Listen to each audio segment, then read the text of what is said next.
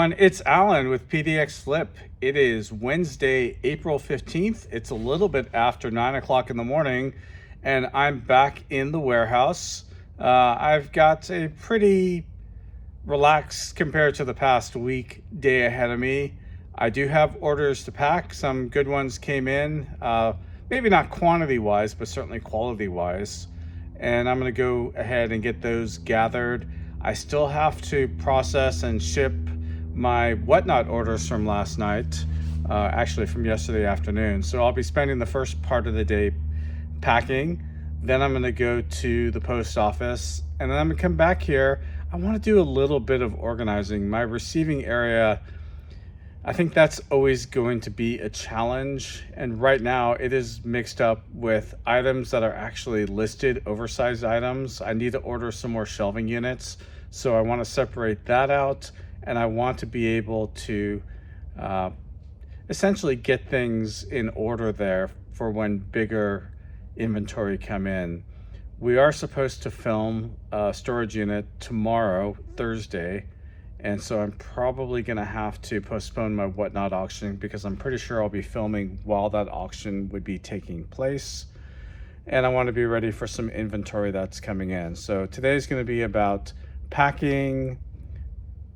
It's gonna be about, I'm gonna receive inventory as well. I wanna list things, but I do wanna do some organization. So I'll take you along on the day. Okay, the orders are pulled. I had a couple more decent offers come in while I was pulling them. They haven't paid quite yet, but they probably will before I head to the post office. So let me show you all the orders. Okay, this over here is a Titleist golf club. Golf clubs, I try to avoid that if possible, but I got a unit, it was the Crypto Miner unit that had a fantastic golf set in there. Oh, somebody paid for the item, so I can definitely show it to you. Some of those golf clubs I'm selling for $100, $150. This one went for a lot less, but yeah, when you ship these, I have boxes. I'll show you that process. And usually for oversized items, UPS tends to be better. Here's some more Warhammer CD. Those sold pretty well. This Tunnels and Trolls, that's from the D&D unit last summer. That guy sold for $75. That came from this unit too. That sold for $45. This one over here is really good, this Death Watch. This just came from the big unit that we did, the $10,000 unit, and this sold for a couple $100. And this actually is a gold ring. And that one sold, let's see, I've got the price here somewhere. It sold for $539. So that one, eBay does an authentication program, so that'll be sent to the authenticator, but I'm not too worried about that. I've not had a problem. Some more Corvus Belli, DVD, books. And then over here, this just sold. It's an anime book set, sold for $90. This, I'm trying to remember where this one came from. This might have come from the D&D unit. And this one just came from the unit we just went through that sold for $40. And then over here is all the whatnot stuff from yesterday that I need to pack. So I want to take a little time to talk about shipping, because shipping is one of the biggest challenges for resellers. It used to be a lot easier. You either sent things first class mail or priority mail. And I was talking to Noah yesterday, and he was talking about what shipping was like probably in the late 90s when I started doing this more closer to full time. And at that point, you can send a 2-pound package via priority mail for $3.20. Today, that same package, if you get it at the post office, ship it from the post office, is probably about $18. So that's gone up sixfold in about 25, I would say 25 years. Let's go back to probably 2000, 2001. And it's becoming an even bigger problem. If you don't already know, the US Postal Service, which now raises rates 2 or 3 times a year because they give us a special holiday surcharge now. So they raise rates in January and July, and then in September for that surcharge. I think it's September, it could be October. They are now, starting later this month, for the rest of this year and into 2027 are going to implement an 8% increase on shipping for priority and ground advantage. I'm sure we'll get a sizable increase in July, because we always do now, and then in September, and then in January. It could be 20% more to ship a ground advantage item a year from now than it is today, and it's already too high. So as a seller, you have to be smart about the shipping. And the one thing you do not want to do, and I know quite a few part-time resellers do this, is they'll take their items to the post office and have them put a label at the post office. But the price difference for retail versus what I would call wholesale shipping, which is all the online shipping options you do, is just too much to even consider doing that. It's just that spread between the two has gotten crazy, and you don't have to pay anything to get the discounted postage. If you're shipping on eBay, you can actually ship through eBay. There are services, free services like Pirate Ship, and how they make their money is they charge a very small percentage. They don't charge you directly, but on the discount rate. So the more postage they sell, the more money they make. So that's how they can offer it for free. It's important to know best practices and best ways to ship, and this is something that has evolved over time as well. It just keeps changing, and as a reseller, you have to keep changing with the changes. The current situation is it's more about dimensional shipping than weight.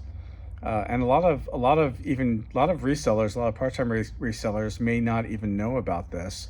But if you're sending a package, let's say in this case, it's an 8x6x4 package, and you're sending it weighing 5 pounds or weighing 18 pounds, that's gonna actually cost you the same amount.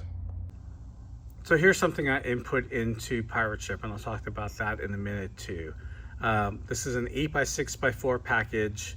It is 3 pounds, and it's going to cost me $9.65. You see that crossed out 20.75 retail? That's what you're going to pay for this if you ship it at the post office without doing this online. It is costing you more than twice as much for this package. This would be going from here to Tennessee. I protected the customer. I don't have any personal information except for city and zip code. And again, so a 3 pound package, 8x6x4, ground advantage cubic, $9.65. Okay, here's that same address.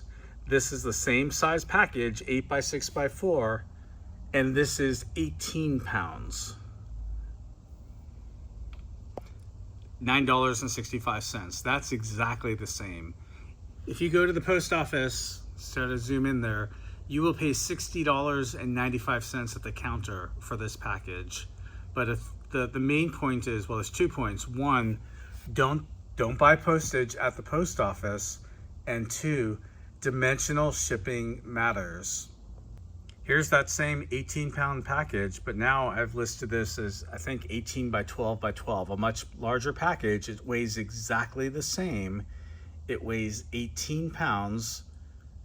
And remember, it costs us $9.65 for the smaller package. The bigger package costs us $28.09. And notice that $60.95 retail is still the same. When you go to the post office, they don't do dimensional shipping. It's going to matter what the distance is, what zone it's in, and how much that package weighs. So the takeaway here is that the size of the package really matters. When you ship things, you want to get it in as small of a box as possible. It's why I have this. It's why I, as a full-time reseller, have a gigantic shipping area with lots of different size boxes. If you're a part-time seller, you're not going to need or want that type of inventory of boxes. But the key is to get your boxes cut down as small as possible, and you can certainly customize it. There are tools, or you can just use a knife, a box cutter, to get boxes as small as possible, because even reducing the dimensions by a couple of inches could put it into a different class and make it a lot lower. Now, with shipping, 20 pounds at the moment seems to be the magic number. Let me show you that. Okay, here's that same package, 8 by 6 by 4, the smaller size, but 21 pounds. $39.82. It costs $9.65. If it's 20 pounds on the dot, it's $9.65. If it's 20 pounds and 1 ounce, it is $39.82 for that same package. And the retail, again, is $72.70 on this. So as a reseller, you really want to pay attention to the weight of an item. If I have let's say a lot of magazines, which I sell, it's going to be cheaper for me to, if it's over 20 pounds for that lot, to break it up into 2 different packages. It'll be under $20 as opposed to about $40. So you want to be mindful of that. 20 pounds is the magic number. This hasn't always been the case. This is relatively new, and dimensional shipping is pretty new in the past few years. So you want to be mindful of that. When I create lots, I'm actually mindful of that 20-pound limit. And if I create a magazine lot, I try to keep it just under that 20-pound lot. So if you're creating a lot of items, be mindful of that. If you're sourcing inventory and it's something that weighs 25 pounds, even if it's kind of small, it may not be worth selling online. There are a lot of decisions that a reseller makes whether something is worth selling online. So dimensional shipping, that 20-pound mark, those are 2 important things. The last item is who to choose, how to ship through. So on Amazon, I actually use Amazon because there's an advantage. There's actually an advantage with eBay too, and I'll explain that in a second. But with Amazon, I get protected for lost packages, complaints about it. So it's better for my Amazon account, if you're an Amazon seller, to sell through Amazon shipping. Most of these external shipping companies, be it Amazon, eBay, Pirate Ship, they really are very comparable, and PayPal is among that too. They're really comparable about what the rates are. Once you get that discounted shipping rate, it's good to look and make sure. There sometimes can be some differences, but generally they're all about the same. I'm personally a fan of Pirate Ship, and eBay recently introduced something with their shipping that is an advantage, that if the item is delayed, and the customer has a chargeback on it, you'll get protected, and I think you get the money back for that. So that's pretty decent. It hasn't moved me to eBay shipping though. I kind of like the process through Pirate Ship. I find it easier when it comes to figuring out my numbers and taxes and stuff like that. So I love Pirate Ship because I have multiple eBay accounts and I can import everything into, I think I have 4 different eBay accounts that I'm working off of at the moment. And I can have everything imported into one place. Gives me, when I ship an item, I can choose between USPS and UPS. I don't think they offer FedEx, but I'm not a fan of FedEx shipping. And it works really well for me. It's really easy to set up, really easy to integrate, and you're off and running with Pirate Ship, so I highly recommend them. The one advantage that eBay shipping has, and what I will use it for, is there's special class of items. If you sell things like cards, sports cards, Pokemon cards, coins, stamps, they have a special shipping envelope and a special deal with the USPS where it only costs about $1 to get tracked shipping through USPS, where this would cost you $5 or more on Pirate Ship or anything else. There are a couple of caveats. There are some serious restrictions to the size of package, so it works well for a patch or a couple of cards or a stamp or a coin. and it only is up to a retail value of $20. Once you hit $20, you can't get that class of shipping. Okay, packing is all done. It's about 12:30 p.m. That definitely took a little bit longer than I expected. Let me show you what's going out. Pretty decent load going out today for a Wednesday. There's that golf club.